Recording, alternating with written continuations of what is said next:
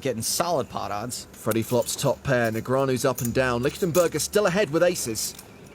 And Freddie is donk betting. I think Chewy should come in for a raise on such a wet board. I don't know if Freddie's donking his strong hands, and Daniel loves to peel. And I'm just talking about his love of fruits and vegetables. Lichtenberger calls the 85,000. Okay, yeah, but seriously though, when I say peel, I mean that Daniel likes to call a lot of flops, and it makes it really tough to know where you're at against him when he does. Sign language for the hearing impaired. I'm not sure what Daniel's thinking about. He's almost always calling in this spot. All right. There we go. Three-way to the turn. And that turn card is a 7, giving Negreanu the straight. Check. Freddie's not betting again. Daniel got there, but Freddie and Andrew both picked up flush draws. Action checked to Daniel, and he bets 205,000. See ya, Freddie. He's out. Chewy's never folding an overpair in the nut flush draw, so when Daniel bets here, Chewy could easily stick it in. Feeling comfortable right now. See? You can tell by my energy. Relaxed. What does that usually mean? Huh? What? Dang! As soon as I start yapping, he goes in. Oh, man. No way Daniel's folding to such a small raise. It's tough decision. I'm gonna need a minute. Really? Very difficult to figure this out. Because you check the turn. I guess you do that with the ace-high flush, right? Why would you raise me now? I guess you would, yeah. Would you raise the flop with the ace-high flush?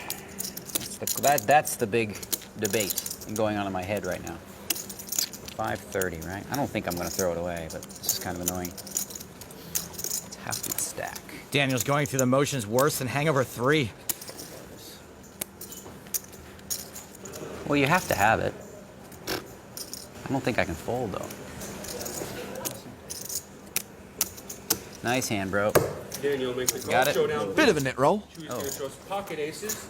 Aces All right, clubs, hold him. aces As far as Daniel's concerned, the other lyrics of that song doesn't exist.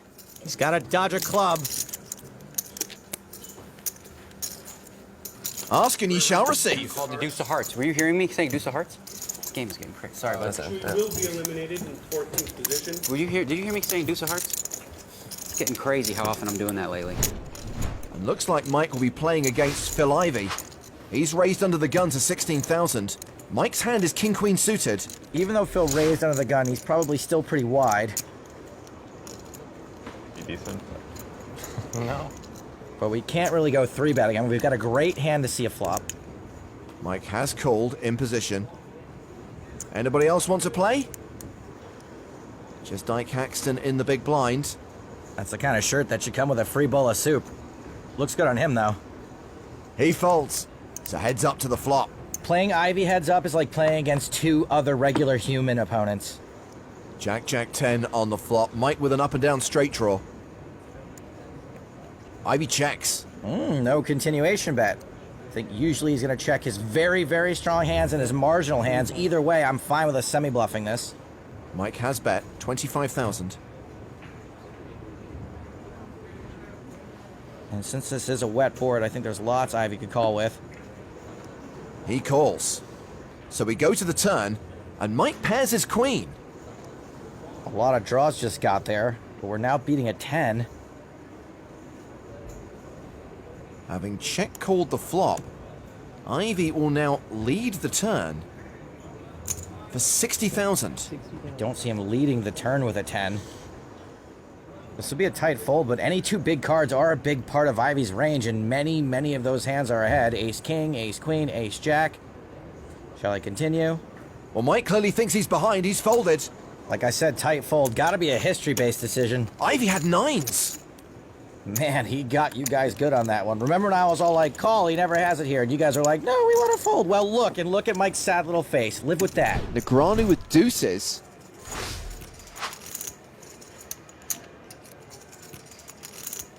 Daniel likes to play. He calls the raise of 30,000. Carry Katz folds. Chidwick's out. Bryn Kenny folds the small blind. Mustafa Cannet in the big. Gets out of the way. So the two chip leaders go heads up to the flop. What do you think Daniel's thinking about? 6-5-3. Now, Daniel does not have a set, but this is a flop he can convince himself his deuces are good on. 28,000. Ivan Luka makes a continuation bet. It's a very small continuation bet. Small C-bets are in right now, but it does make it very easy for your opponent to float you. Remember, this event is playing with a shot clock. Every player has 30 seconds per decision. Daniel decides to raise, makes it 95,000. Now, this isn't going to get many better hands to fold, but he can fold out hands that have decent equity, like 2 overcards.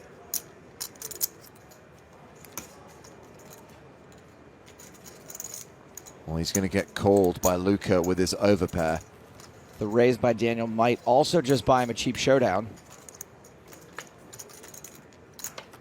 3 of spades on the turn, pairing the board. Luka now an 86% favorite.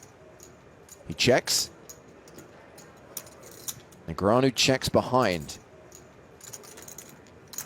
An 8 on the river. Luka still ahead with 9s. Check. That looks like a check to induce to me. Pretty sure Luka's confident he's got the best hand. 284,000 in the pot.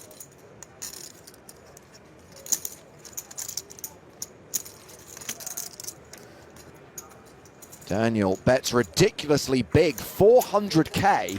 Wow. And Luka folds. That was not the bet he was trying to induce. Daniel's reputation earns him a win there. Bluffs like that from him are few and far between.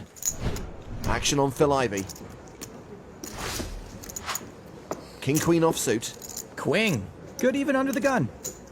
He raises to 40,000. That's a fold from Peter Chan. Fabian Quas is out. Ace-3 for Mike McDonald. He folds. Dan Cates has King Jack of spades. Dominated. He calls on the button. Clark gives up the small blind. Cool. Low calls in the big blind with 10-6. It's actually fine with the odds he was getting. So funny, Jungle Man can't even look at Ivey. 3-way to the flop. King Jack 3, top 2 for Cates. Check. Low has a total bagolino. He checks. Ivey could lose a lot of chips here. He continues with top pair for 65,000. Cates could smooth call this, or he could raise, knowing Ivey raised under the gun, and this is going to hit him a lot.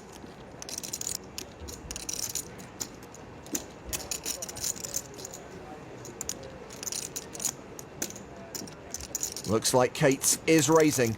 Jungle Man makes it 165,000. And it's time for Low to go. Shorty got low, low, low, low. Low, low, low. He folds. Now, Jungle Man probably doesn't do this with Ace-King, so he's either got 2 pairs and sets or some kind of big combo draw. Most folks ain't folding this to a single raise from an aggressive player. Ivey's spot is tougher than that math problem from Goodwill Hunting. Wow, Ivey folds. My boy's wicked smart. Daniel Negreanu with Jack 8 suited on the button. Daniel's getting okay pot odds, and he's in position. He might call even faster if he knew Seidel had aces. Both blinds are folded. Play the rush. TJ taught me this trick.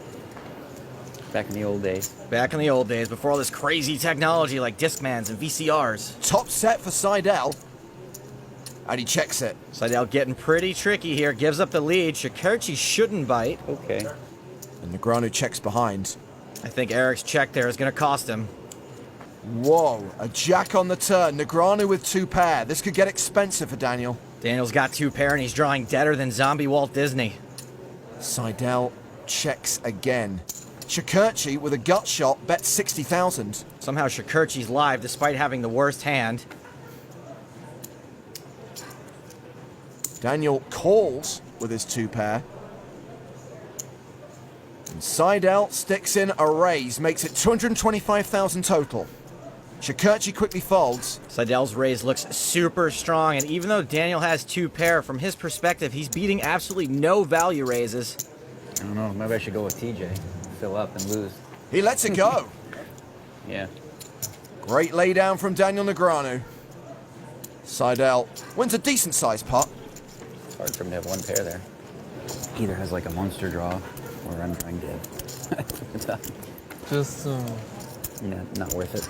I think Eric lost out on a lot of value after checking that flop. I think that's part of what made Daniel so sure about his read. So they'll go at it again. This time Ivey with a 10 and a 9 offsuit. Here comes the flop. There is a 10 there. Well, and an interesting flop too. A 10-3 deuce. So Polk with a straight draw and Ivey with top pair. Ivey checks quickly. Now, Doug can bet here, or he can elect to take a free card for his gut shot straight. Checks behind Ivey. The turn, a 2 of hearts. Action on Phil.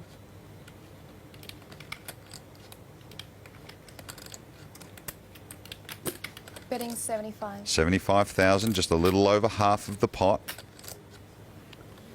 Doug can quite comfortably call here with his ace high. He's going to be ahead not most of the time, but a lot of the time he's going to be ahead. And he's also drawing to an ace or a 5. Call. Makes the call, in position. The river is a 6 of clubs, so Ivey's pair of 10s are best. Action is on Phil. Can he get Doug Polk to call here with ace high, depending on the amount? He could.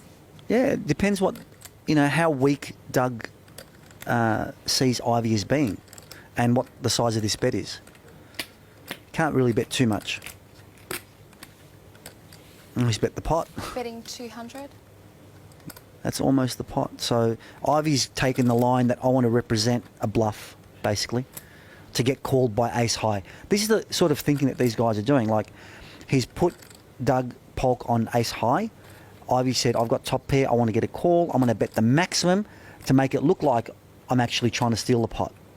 And Doug Polk hasn't moved, so Phil Ivey's instincts once again, no surprise. Clearly making Doug Polk think about a call.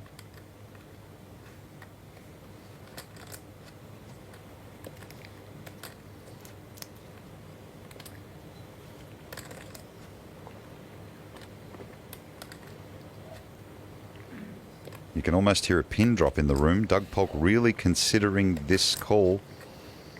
You're right, Joe. 580,000. Raised to 580. Wow, this is a surprise. He's made a raise here. So he's turned his hand into a bluff, basically.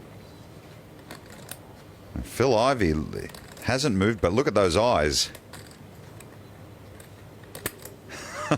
Now, it's actually very simple for Ivey. There's no use raising. He's only going to get called by a better hand. Okay? He believes he's in front. If he does believe he's in front, he can just call and see what happens, right? If he believes he's behind, he can raise now to try and get his opponent to fold. But I think Ivey will just call. Well, Ivey was caught by surprise there. I didn't mean to bet 200, I meant to bet 175. Ivey speaking out loud a little bit. You don't get that very often from Phil. He just gave up a lot of information there. But I wonder whether that was deliberate to try and get a reaction from Polk. You can never tell, right? He said, just to be clear, that he said that I meant to bet 175,000. Trying to elicit a reaction from Doug Polk, perhaps, a tell of some kind. I think it was a pretty futile attempt, but maybe he's just being honest. Does he got to put the chips in the pot or no when you raise? What's the rule? Bits at 5, You can just say it. You can just say it without putting the chips in.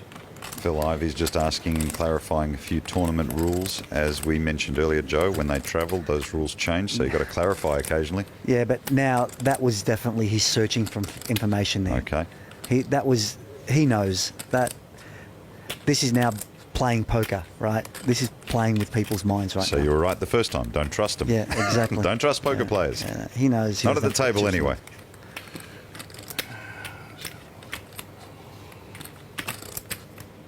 Confused, frustrated.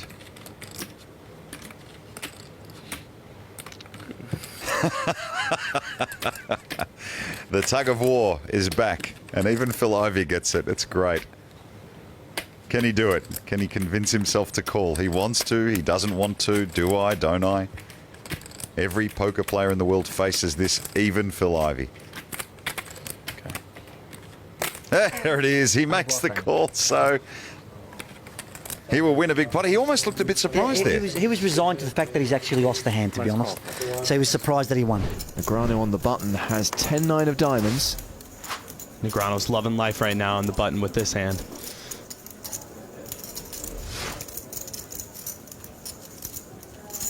He's really thinking about it. He's confused with this 5x open out of Shlomi.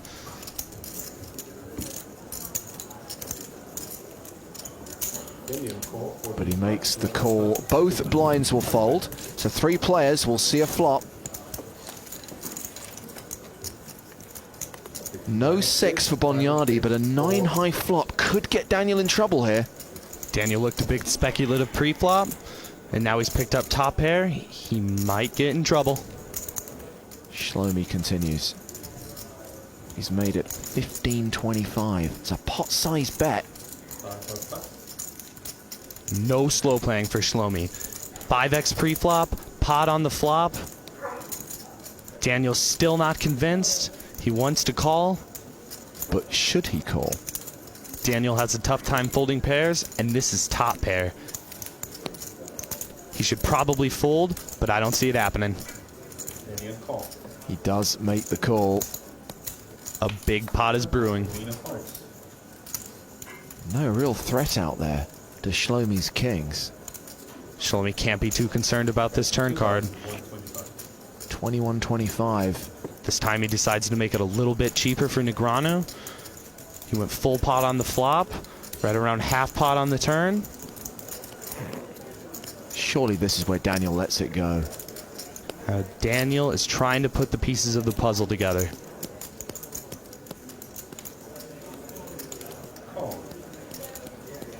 And he makes the call. He's not entirely convinced yet. Again, this river really doesn't change much. The only hand this helps is 6-7 or 8-9. And Shlomi only fires out a third pot on this river. He gives Negreanu a fair price to make this call. He's getting 4-1 on his money. Well, let's see if Daniel can get away from this.